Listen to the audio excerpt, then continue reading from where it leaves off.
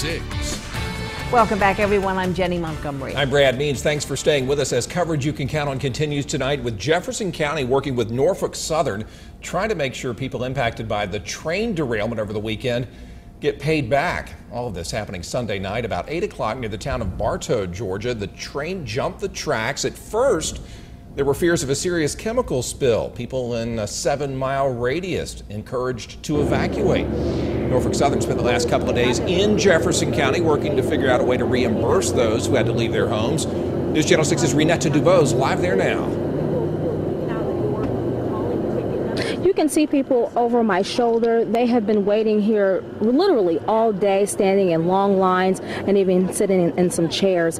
Now, these folks even came yesterday evening, but were turned away because there are so many people who are looking for some assistance. Now, the people we spoke with say that it is well worth the wait because they burned their gas and they went to stay with family members and even get some hotels as well.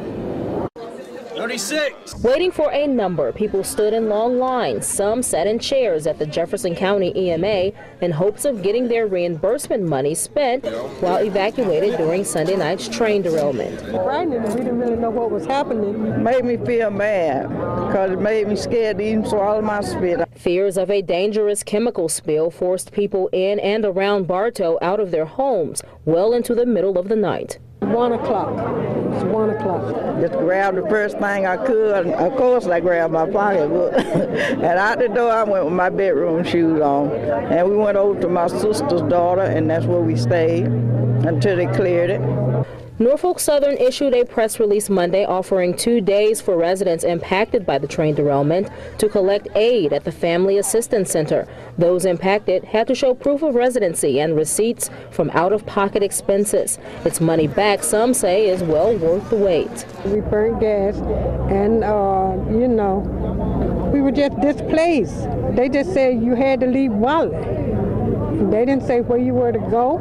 I could smell it, so I thought maybe I had got contaminated. I got asthma and then I'm COPD too.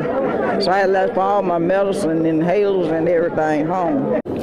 Norfolk Southern officials say they will remain here throughout the night until the last person is seen. They will not turn anyone away. They will get the job done tonight, distributing those reimbursements. Now, about an hour ago, Norfolk Southern held a press conference. Along with them were people from the EPA and local government. Now, they spoke a lot about what happened in the case and in terms of the derailment, and they talked a lot about what was going on. Probably the biggest question is, how did this happen? This is all still under investigation, but not by the NTSB. As you know, we're under a government shutdown, but the EPA and Norfolk Southern are looking into the incident with oversight from the National Rail Federation. We now know that 39 cars were derailed, 13 had chlorine but were not breached. I repeat, none of those cars with chlorine were breached.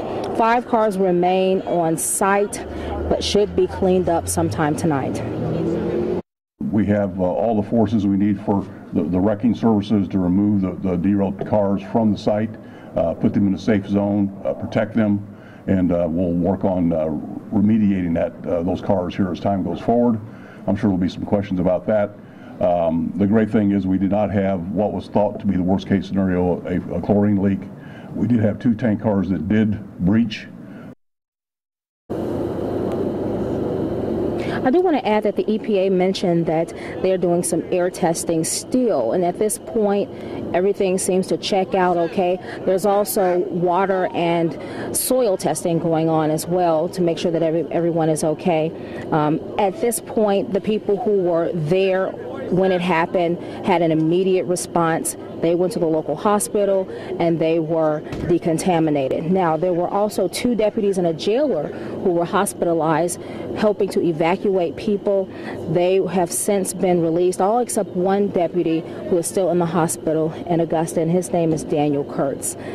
In Louisville, Renetta Dubose, WJBF News Channel 6. Back to you.